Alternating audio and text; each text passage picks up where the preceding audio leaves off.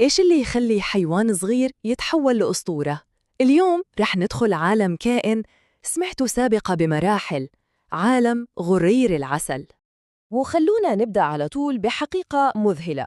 هذا مش مجرد رأي أو كلام، لا، هذا تصنيف رسمي من موسوعة غينيس للأرقام القياسية، الحيوان الأكثر شجاعة وعدوانية في العالم. طيب، السؤال هو من وين جاب كل هذه الجرأة؟ يعني إيش هي الأسرار اللي خلته يستاهل هذا اللقب الكبير؟ يلا خلونا نكتشف سوا. أول شيء خلونا نفكك هذه السمعة ونشوف بالضبط ليش يوصف بأنه ما يعرف الخوف.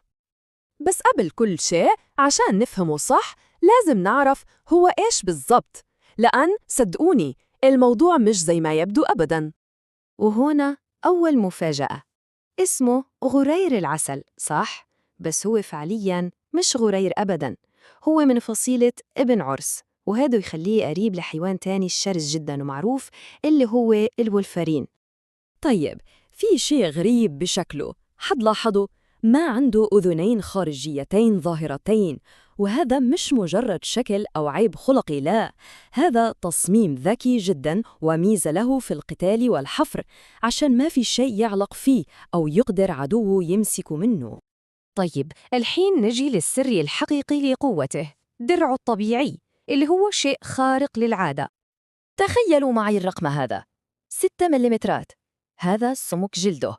يعني هو مش مجرد جلد، هو حرفياً درع حي سميك بشكل ما يتصدق. هذا الدرع يخليه تقريباً ضد الكسر.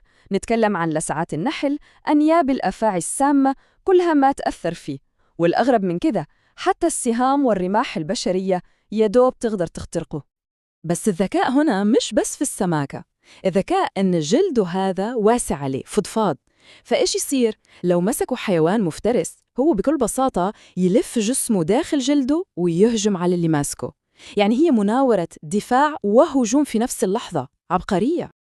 طيب، اتكلمنا كتير عن دفاعه، بس غرير العسل مش بس يدافع، هو كمان مهاجم فتاك وعنده ترسانة أسلحة متكاملة.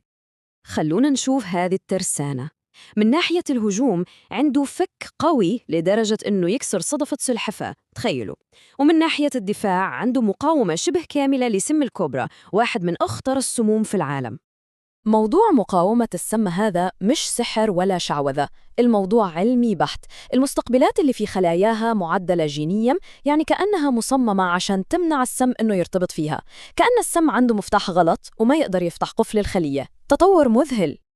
وكأن كل اللي قلناه مش كفاية، عنده بعد سلاح سري، سلاح كيميائي يقدر يطلق قنبلة ريحة كريهة من غدده الشرجية عشان يبعد أي أحد لسه يفكر يقرب منه. لكن القوة وحدها ما تصنع أسطورة. اللي يخلي غرير العسل أسطورة حقيقية هو شيء ثاني تماماً، ذكاؤه. وهذا مش كلام نظري، فيه مشاهدات موثقة له وهو يستخدم أدوات. يعني تخيلوا معي الموقف، يشوف جزء شجرة فيدحرجه عشان يستخدمه كجسر ويوصل لأكله. هذه قدرة حقيقية على حل المشاكل وتفكير إبداعي. إذن لما نجمع كل شيء مع بعض، هوية تخفي حقيقته، درع مستحيل اختراقه، فك يسحق العظام، مناعة ضد السموم، وفوق كل هذا ذكاء وقدرة على حل المشاكل. هذه هي الخلطة الكاملة اللي تخليه الناجي المطلق. بعد كل هذا طبيعي جداً نتساءل عن تفاصيل أكثر، مثل نظامه الغذائي أو سلوكه الاجتماعي، صح؟ القصة ما تخلص هنا، وهذا يثبت أن هذا الكائن الصغير مش مجرد حيوان شجاع بس، هو اللغز يمشي على الأرض وما زال عنده أسرار كتيرة.